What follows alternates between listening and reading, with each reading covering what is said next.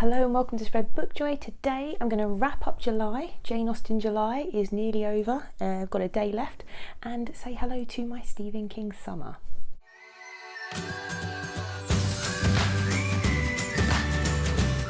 If you're new to the channel, I'm Jack. If you're not new, welcome back to my channel. And today, it's been 2 weeks nearly since I posted. Actually, by the time I post, it will be 2 weeks since I last posted.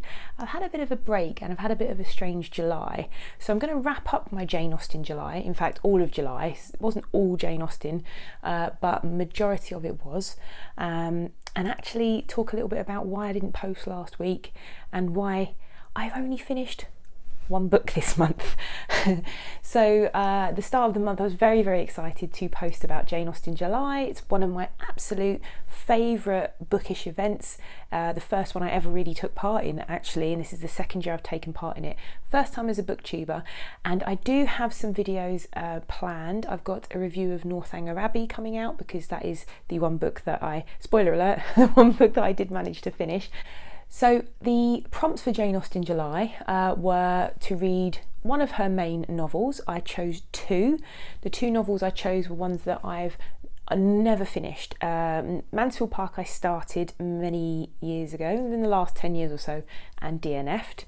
And Northanger Abbey I don't think I'd ever read, but I had weird random memories of it, so I don't know if I've watched TV adaptation or whatever, but I can't remember the detail, and I know what both stories are about. So Northanger Abbey I did finish, and I'm going to do a review of that, a review video, so I won't talk too much about it here, but I really enjoyed Northanger Abbey, and I am going to, when I finish Mansfield Park, do a ranking video of Jane Austen. I know everyone does them, but I feel like I do need to do that. I need to sort of sit there and think about which books I like and which ones and why, and maybe talk that out a bit on here. So I'm going to do that when I finish Mansfield Park. But I did finish Northanger Abbey, and the reason I finished it was because I did it as a buddy read with Claudia from Spencer's Library. And it's the first really successful buddy read I've done, and I really enjoyed it. It's because we were both planning on reading Northanger Abbey for Jane Austen July, so we read it together, and we listened to the audio, which was read by Juliet Stevenson, which is a brilliant performance, and we listened to a audio chapter a day, and the book is 31 chapters long, but the audio was split into 16 chapters, so it worked out quite nicely. We did 2 days where we listened to several chapters because they were very short, and we just we talked about it each day, and it really enhanced my reading of this book. So thank you, Claudia. I hope you enjoyed the buddy read as much as I did, and I'm going to post my review of Northanger Abbey in full. But I really enjoyed this book, really enjoyed it. I thought it was really funny, and I think it's going to be quite high in my rankings for Jane Austen, I'll put it that way. The other novel I wanted to finish was Mansfield Park, and let me just say I'm about halfway through. Mansfield Park was one of the buddy reads for Jane Austen July, and my July started off really badly in terms of reading because I had some family stuff that just had to take priority, and the first week of July I didn't read. I read the first day, I read the chapters that we were supposed to read for Mansfield Park for the read along, and that was great. And then didn't read anything for 7 days because of family stuff, which has to take priority. It did mean that I didn't take part in any of the discussions on Goodreads for Mansfield Park, which is a real shame because that's a real fun part of Jane Austen July for me, and it doesn't mean I'm not going to. I think I will go into the group at some point and add my thoughts, but I'm so far behind on this. It's not only because I missed a week, but because I had planned on vlogging my experience with reading Mansfield Park, not just because it's my second attempt to read Mansfield Park, but because I decided to use Mansfield Park as my very first book that I was going to annotate. I don't know if you've been watching my channel for a while, you might have seen that I've fallen in love with a couple of Instagram accounts where they have the most beautiful annotations and the most intense and intentional reading of classics. And I thought, do you know what I'm going to do? I'm going to do that with Mansfield Park because it's a book that I didn't enjoy the first time I picked it up and tried to read it. And this time I want to do a much more deeper, intentional reading of this book, and I'm going to try and annotate. and so that actually has slowed me down. But I am enjoying the book. There are things that I'm still not enamoured of about the book, but I am really enjoying this slower paced, more intentional, deeper reading of this text and text because it sounds like I'm at college, but yeah, I do feel like the annotation has enhanced the reading for me, and I will finish it. So you can see I've got all these colourful tabs which are related to certain things. So I've got I can't even remember now. Yeah, so I've got at the front, I'll just show you.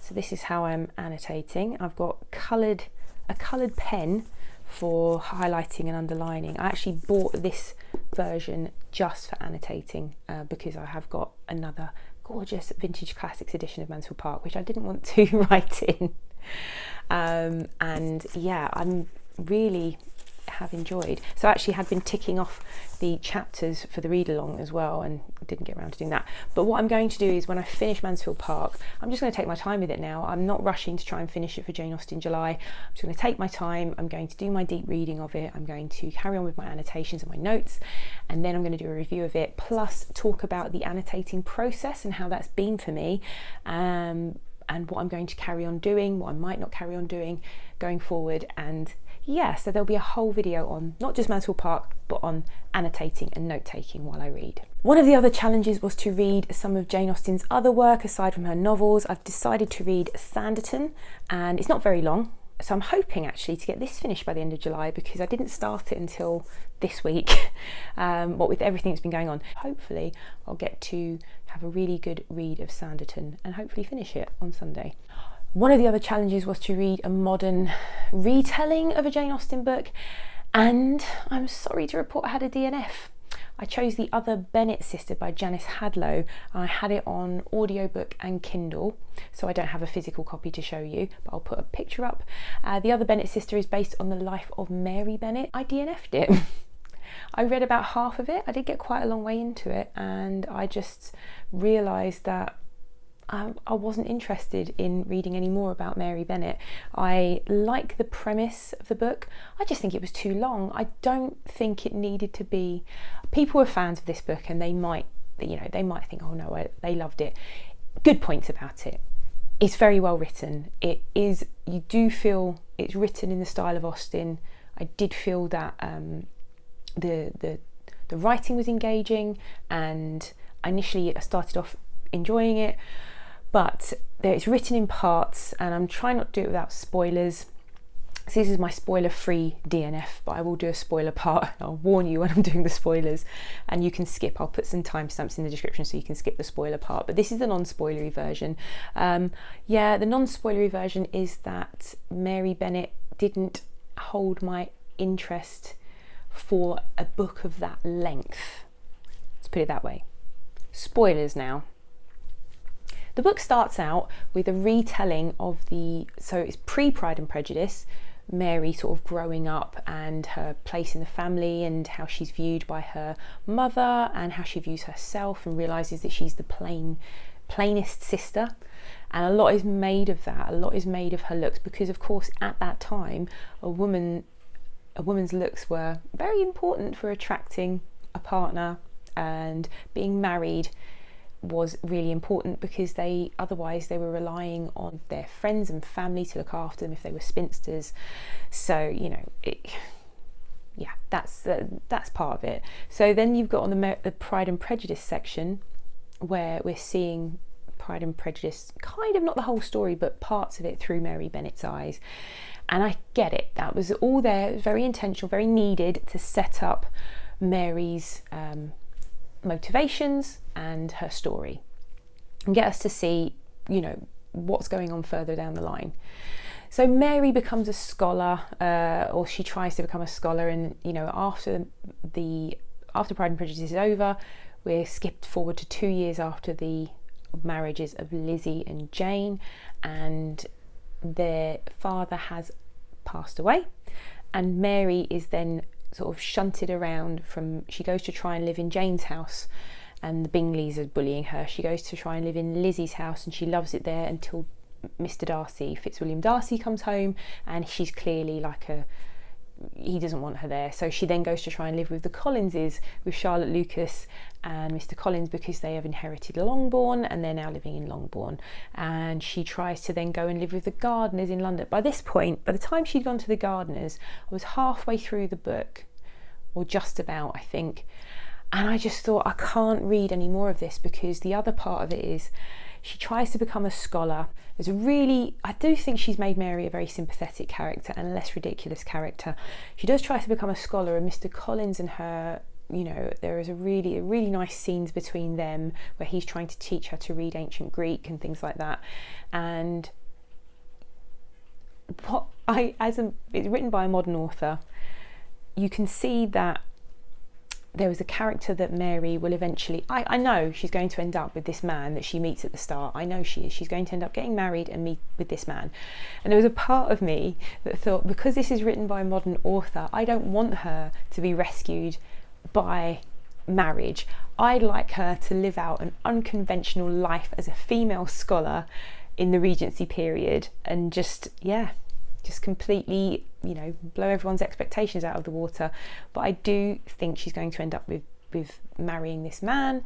Whether she carries on, you know, with her studies and being scholarly and enjoying her reading and studying is another matter. I don't know how it ends up, and I know people love this book. It's very well thought of, but I just couldn't read any more about her. I couldn't read any more about how plain she was, about how miserable she was.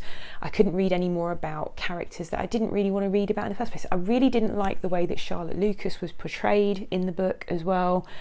I found her very cold and unlikable and calculating, and I know that Charlotte went out of her way in the original book to ensnare and marry Mr. Collins because she wanted an establishment of her own, but that's just taken to another level in the other Bennet sister. I didn't like the way she was portrayed, and I just had enough of it, so I DNF'd it after much deliberation, and I'm sorry to those of you who really enjoyed it, but it just wasn't for me. But there were great things about it, and I can appreciate going back to that world was wonderful, and the speculation about, you know, what could have happened after the weddings of Jane and Elizabeth Bennet and what could have happened to Mary. I just think I was just fed up of the miserable outlook of it all. So that was a DNF for me. The other challenges were to watch another adaptation, or watch some adaptations of Jane Austen. One was to watch an adaptation that was like a retelling of Jane Austen. So I watched Lost in Austen. Of course I watched it again. I loved it. So much fun. Jemima Rooper's hilarious in that book, in that TV show. If you've not seen it, I'm going to put a link in the description box below to where you can watch it on YouTube.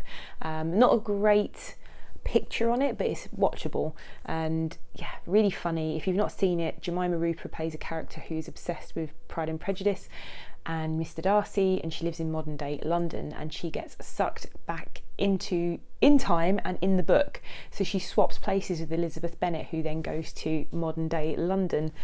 And it's very funny. It pokes fun at not just Jane Austen's sort of portrayal, but all the adaptations, the TV adaptations of it. Really good fun. I absolutely loved it. The other thing I wanted to do was watch the 2020 version of Emma. Didn't get around to it, but I did watch, because that was one of the other challenges, to watch a straight adaptation where it's just, you know, full-on period drama. I didn't get around to that, but I did rewatch the 1995 adaptation of Pride and Prejudice on the BBC adaptation, which I love, and I could watch over and over and over again. And I watched that because Netflix took it off in the middle of July. Did they not know it's Jane Austen July? I mean, come on. But yeah, so I watched that before they took it off. Not that I don't already have it on DVD, but I'm getting really lazy and changing DVD discs over. How bad is that? Just didn't appeal to me. So yeah, I watched that. So kind of watched a straight adaptation, but not the one I intended to. But I will watch Emma in the next few weeks at some point. There were two more challenges which I have not completed, but one of them I haven't even started, and that was to read a novel by a contemporary of Jane Austen's, and I'd chosen Evelina by Frances Burney, and I will get round to it at some point because I really want to read that book, but didn't do it. The other thing that I didn't manage to do, which I had said in my Jane Austen July video that I was going to listen to What Matters in Austen by John Mullen, because the challenge was to read some non-fiction about Jane Austen or the period of history. And I've started that. I was going to wait until I'd finished all 6 books, but I'm halfway through Mansfield Park, and I can kind of predict, I think I've predicted kind of what's going to happen with Mansfield Park. So I thought I'll just listen to the What Matters in Austen. I started it the other day. I'm about 3 or 4 chapters in, and so far it is fascinating. It deals with the minutiae of Jane Austen and how absolutely everything matters when you're reading Jane Austen, and the things that you wouldn't necessarily think about.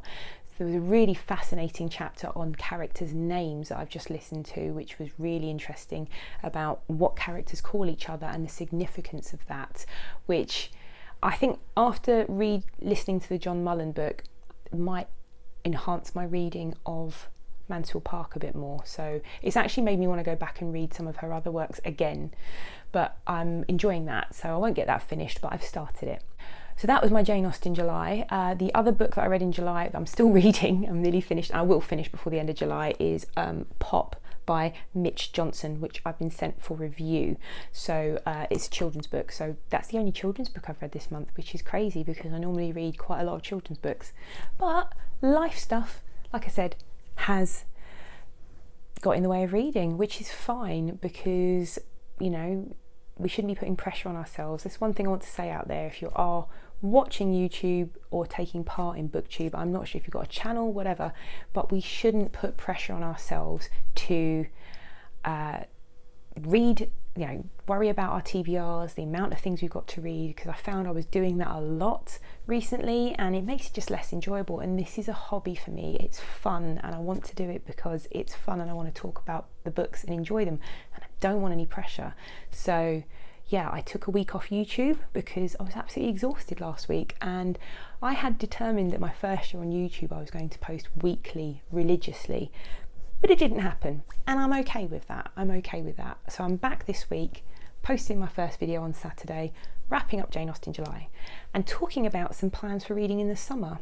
And I am a mood reader generally, but I have got some things coming up which I'm very, very excited about. So I'm going to talk to you a little bit about what I'm calling my Stephen King summer. It's not going to be exclusively Stephen King, but first up I'm going to be doing a buddy read of 11/22/63 with my good friend Ariel from Reading and Whatnot, who I will link her channel in my description box. Go check her out. She's brilliant and hilarious and I love chatting to her. So we're really looking forward to buddy reading this big chunk of a book. I've split it up into sections already. So if you're not familiar with it, 11/22/63, I don't know a huge amount about it. I don't want to know a huge amount about it going into it, but of course it's about the Kennedy assassination, and it's all about a man who time travels, I believe, back to try and prevent the assassination of JFK. And I am all in for this book. I've heard so many good things about it because I love Stephen King. He was one of those authors that when I was a teenager, I just devoured his books. Now that I'm older, I'm a bit more squeamish, so I don't tend to read his books as much. I did a reread of my favourite book of his, which is It, a few years back, and yeah, it just terrifies me now. I don't know how I think when you're younger, everything just washes over you a bit more, doesn't it? But now everything just like stays in my mind and terrifies me. So I don't read as much Stephen King as I used to, but I still have a great appreciation for him as an author.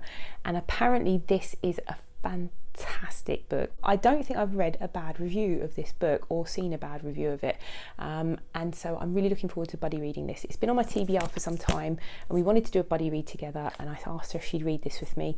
I think it's the kind of book that's going to be rewarding for a buddy read because we're going to chat.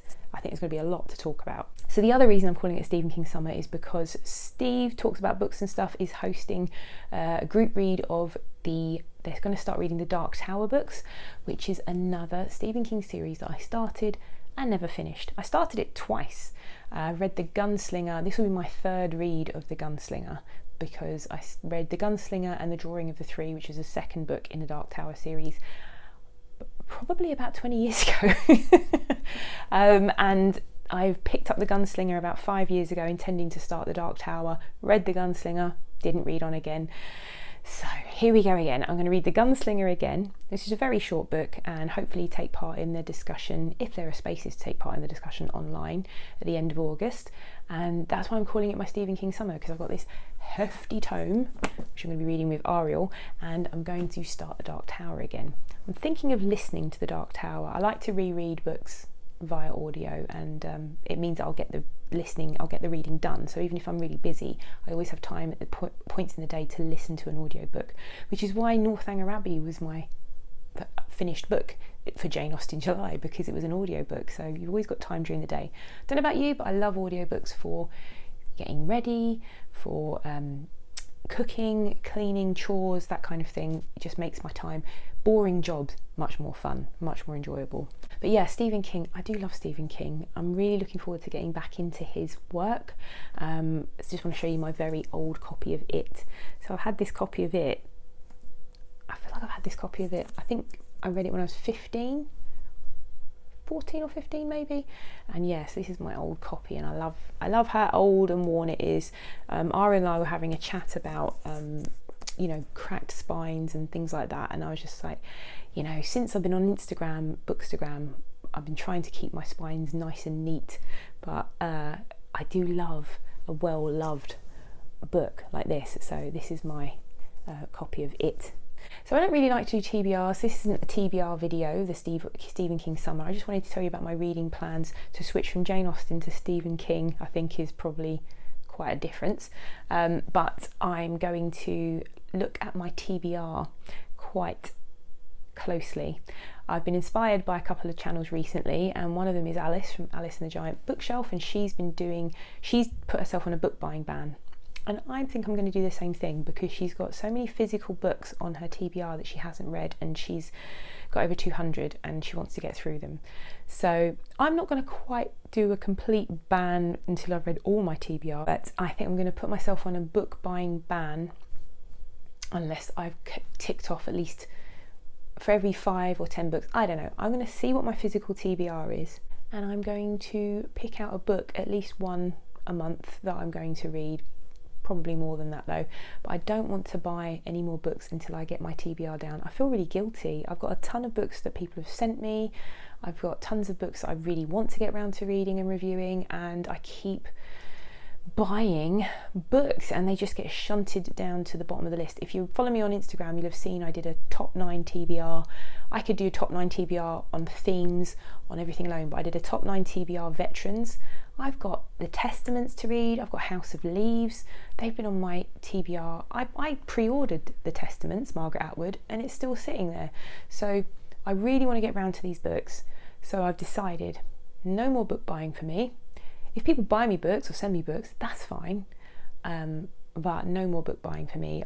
That's it. I am done for the foreseeable until I get a handle on my physical TBR. The only books that I am going to get new, I think, will be if I'm looking at children's books. I might get sent books for review, and that's fine. But also I might want to review a latest children's book, in which case I'm going to get it out of the library. That's what I'm going to do. So that's my pledge for the moment. I will do a TBR video just to show you the state of it. I've got lots of videos planned as well coming up, which I'm really excited about. I have got a Jane Austen video, which won't come out in July, but it's going to come out next month. Not just a ranking video, but another video about characters in Jane Austen, which I'm definitely going to do. So that was my Jane Austen July. Not a lot of reading, but what I did read, amazing. And well, not all of it, the other Bennet sister. And that's my plans for the summer of Stephen King. Not fully Stephen King, I will be reading other things, hopefully a lot more books than just finishing off one. I'm hopefully going to finish Mansfield Park. I'm going to take my time with that, and I'm going to get back into the piles of children's books that I still have to read, and looking forward to all of that.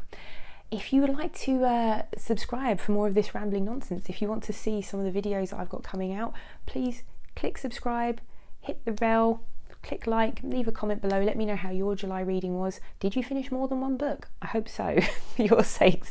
But if you didn't, who cares? It's all about not putting pressure on ourselves. This is a hobby, it should be enjoyable. And hopefully, if you like my rambling nonsense, I will see you again here soon. Bye.